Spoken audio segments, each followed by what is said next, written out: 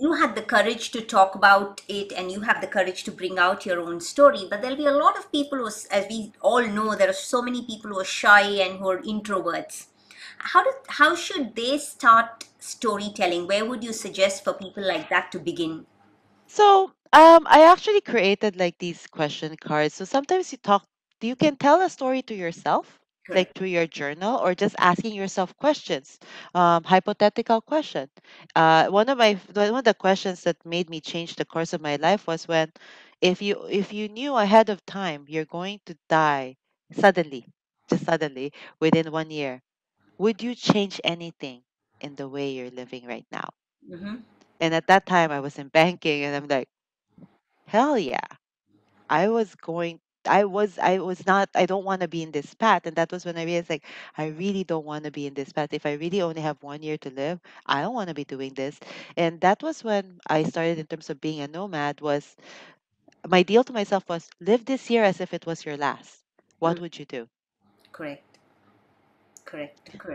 A good, I mean, it helps you to think deeper when there is an adversity in front of you, right? So that's when most human beings, we try to make some changes.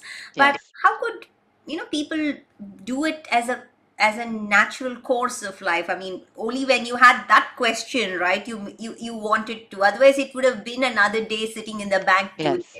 So how should people think about this shift earlier before an adversity strikes, Anna? I find that these things there are people who are more inclined to explore themselves, but there are a lot of people who don't want to.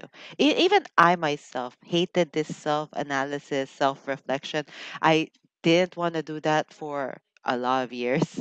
It was only when I was, and even as a nomad, my first year, I did not want to do introspection or understand myself because it's tough. Correct.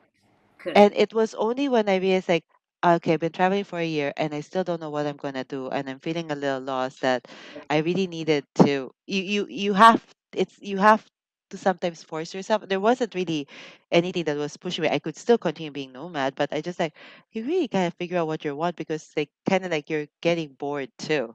Correct. Correct. Good. But I think it has to be a self something we self start, and not everybody wants to do that. True. True. You're right.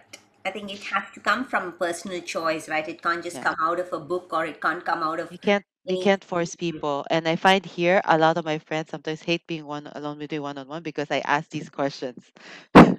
Correct. So, how can people use storytelling to discover their larger purpose, Anna? So when it's so I think people don't like we always tell stories, but we don't really. So the stories people tell on my stages are much more intentional. They have to prepare for it. When we play our stories on the fly, we don't really have chance to explore ourselves. Correct. But when you're preparing a story to tell for the stage, you have to keep going back to that time. You have to kind of dig through your memory bank, and all these other stories come out. And even my student says like, yeah, when I started working on this story, I started thinking about what was going on when I was younger, and all these other memories that I totally forgot just started coming out, and they start connecting with themselves. But it's only when you're very intentional about working on a story does this happen. Not necessarily for the stage. If you say you want to write a memoir, you can also do that. That also happens, but it's only you have to really take time to reflect when this all comes out. Otherwise, they stay buried. So I suggest like, oh, well, I would say like, yeah, take my course because I force you to do it, or pitch a story for my stage because you'll be forcing yourself to do it too. Correct.